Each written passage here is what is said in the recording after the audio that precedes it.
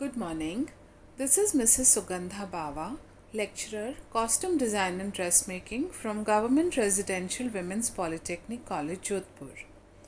In our today's e-lecture, we will learn a few more aspects of drafting, which is a part of Unit 2 of Subject Drafting in Garment Construction 1, and the subject code is CD125. We will start with the equipments or materials required while drafting.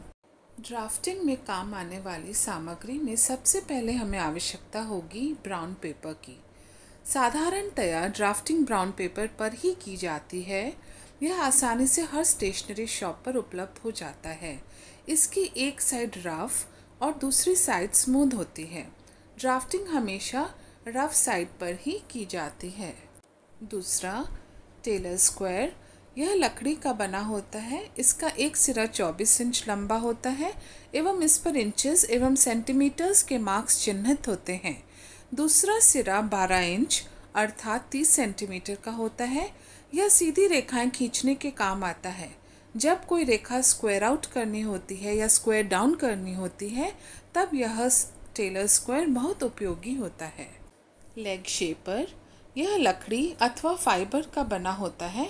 इसकी लंबाई 24 inch अर्थात 61 centimetre से 30 inch अर्थात 75 centimetre तक होती है।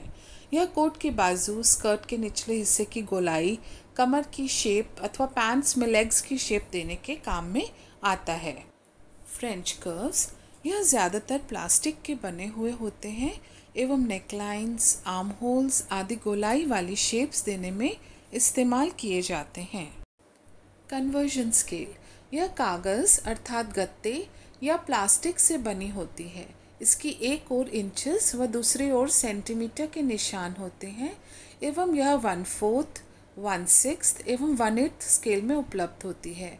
यह full size draft को फाइल में छोटे पैमाने पर बनाने के काम आती है। इनके अलावा हमें कुछ और सामग्री की आवश्यकता होगी, जैसे set squares, inch tape, paper cutting scissors, pencils HB, erasers and sharpeners. आइए अब हम ड्राफ्टिंग की उपयोगिता के बारे में चर्चा करेंगे। ड्राफ्टिंग के द्वारा हम किसी भी गारमेंट अथवा डिज़ाइन का परमानेंट रिकॉर्ड रख सकते हैं। कन्वर्जन स्केल के अनुसार बना हुआ ड्राफ्ट फाइल में आसानी से रखा जा सकता है। यदि ड्राफ्ट सावधानी से संभाल कर रखा जाए तो समान चेस्ट व वेस्ट मेजरमेंट वाले दूसरे व्यक्ति का दोबारा से ड्राफ्ट बनाने की आवश्यकता नहीं होती एवं सेम ड्राफ्ट व पेपर पैटर्न हम कपड़ा काटने के काम में ले सकते हैं। एक ही बेसिक डिज़ाइन के ड्राफ्ट को ऑल्टर अथवा अडैप्ट करके कई नए डिज़ाइंस को गारमेंट की ड्राफ्टिंग बनाई जा सकती है। किसी भी डिज़ाइन को हम ड्राफ्टिंग द्वारा आसानी से समझ सकते हैं। ड्राफ्टिंग के द्वारा हम पेपर पर लेआउट करके किसी वस्त्र को बनाने में कितना कपड़ा लगेगा यह पता लगा सकते हैं, जिससे समय व कपड़े की बचत कर सकते हैं। ड्राफ्ट बनाने से हम वस्त्र में दिए जाने वाली शेप्स व डिज़ाइन को अच्छी तरह समझ सकते हैं। ड्राफ्ट बनाने में पहली बार जो समय लगता है, परंतु आगे चलकर समय की बहुत बचत होती है। उसी नाप के वस्त्र बनाने के लिए हमें हर बार ड्राफ्ट बनाने की आवश्यकता नहीं पड़ती।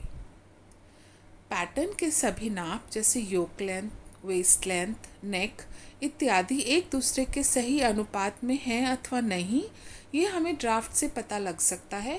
वह हम उसे समय रहते ही सुधार सकते हैं। ड्राफ्ट की सहायता से ग्रेडिंग करना आसान हो जाता है। इससे हम एक ही पेपर पैटर्न से छोटा व बड़े नाप का पैटर्न बना सकते हैं व समय की बचत कर सकते हैं। ड्राफ्ट के ऊपर मार्क किए गए सिंबल्स व ग्रेन लाइन, नॉचेस इत्यादि से पैटर्न को कपड़े पर बिछाने की स्थिति का पता चल जाता है। इस प्रकार नए सीखने वाले विद्यार्थी यूँ घर पर वस्त्र सिलने वाली गृहिणियाँ एवं गारमेंट इंडस्ट्रीज़ में बनाए जाने वाले गारमेंट के लिए ड्राफ्टिंग का ज्ञान होना अति आवश्यक है।